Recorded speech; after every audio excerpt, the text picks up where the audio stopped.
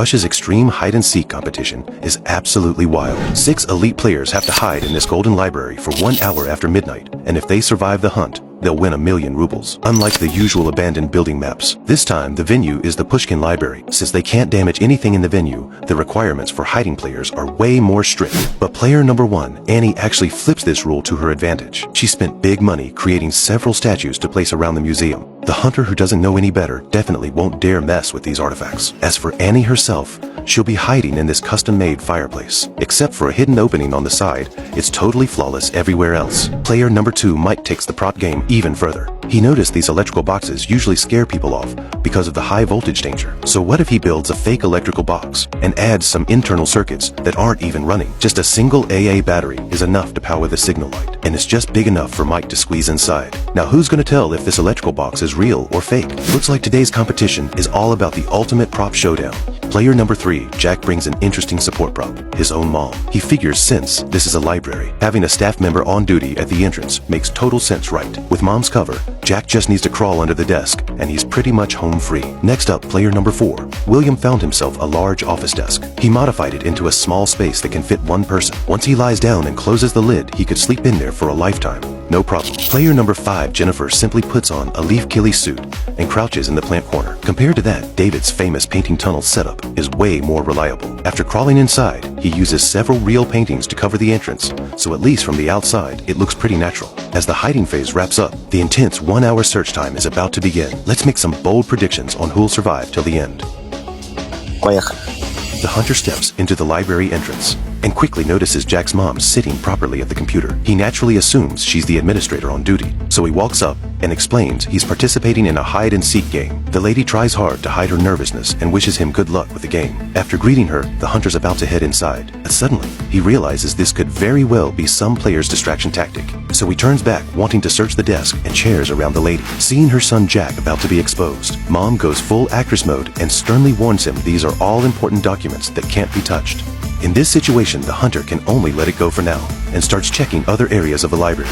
This envelope wall doesn't look like it could hide anyone, but the maze of bookshelves in the corridor next to it is definitely worth investigating. Only problem is the hunter's being pretty cautious this time, afraid of accidentally damaging artifacts. Soon, he arrives near William's hiding spot at the office desk, but doesn't notice anything suspicious at all.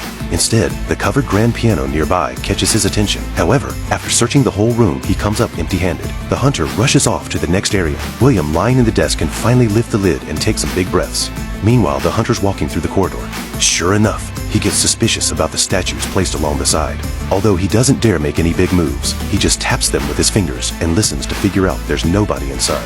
Annie's distraction trick basically just wasted about 10 seconds. But right after the hunter enters the room where she's hiding, he starts checking systematically from the couch. Searching these common hiding spots has become second nature for him. Then he walks over to the fireplace. The hunter tells the camera he thought about hiding here when he was a kid. Hearing this, Annie's heart skips a beat. Sure enough, moments later, the hunter notices there's another fireplace on the other side, and compared to the real one, he just saw this one's obviously fake at first glance. It doesn't even have a chimney pipe. He touches it to confirm how it feels, and then he breaks into a knowing smile.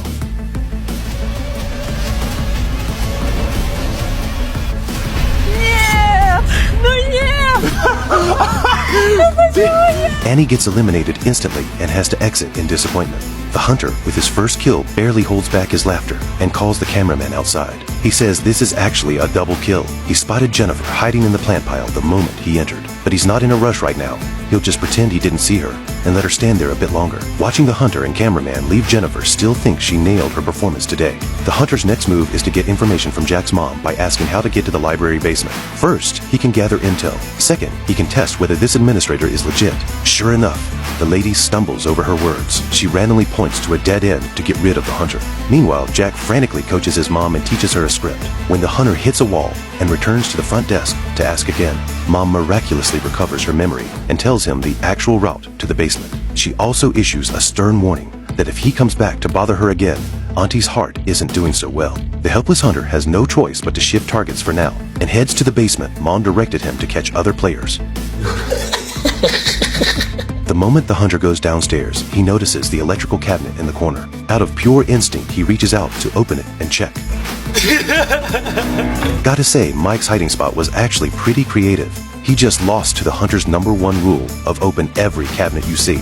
After catching Mike, he heads to the storage room on the other side. With all the messy stuff piled up here, there's probably someone hiding. The hunter flips open and checks every single item. But when he gets to this pile of paintings, he realizes he can't move them at all. Taking a closer look, all the frames are glued together. In this situation, it definitely requires a thorough investigation. Flipping open the first two paintings, David hiding inside gives himself away.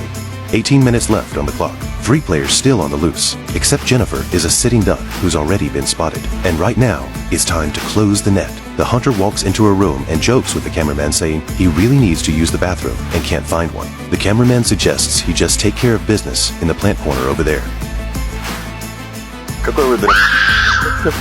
Испугался. Poor innocent Jennifer gets so freaked out she reveals herself. The remaining 2 players are hiding who knows where, and time is running out fast. The hunter finally can't resist going back to the front desk, just because the lady's earlier behavior was way too suspicious. Even if it means burning bridges, he's gotta search this area thoroughly. The protective mom also kicks her acting into high gear, perfectly portraying a hot-tempered administrator. Ничего вам не говорить. Я не говорю. Ну, Монитор. Чего вам, помогите пожалуйста? просто встать. Зачем? Ну, потому что мне нужно убедиться. Не надо меня просить. Нет, Вон попрошу мать вас. свою просить будешь. Меня не надо просить. Facing this elderly woman, the hunter really has no way to deal with her. Luckily, the thoughtful Jack voluntarily crawls out from under the desk and turns himself in. After all, even if he won this way, it wouldn't be a fair victory. Plus, making his usually sweet mom play this kind of villain role was honestly pretty rough on her. With the 5th player caught the game, time comes to an end.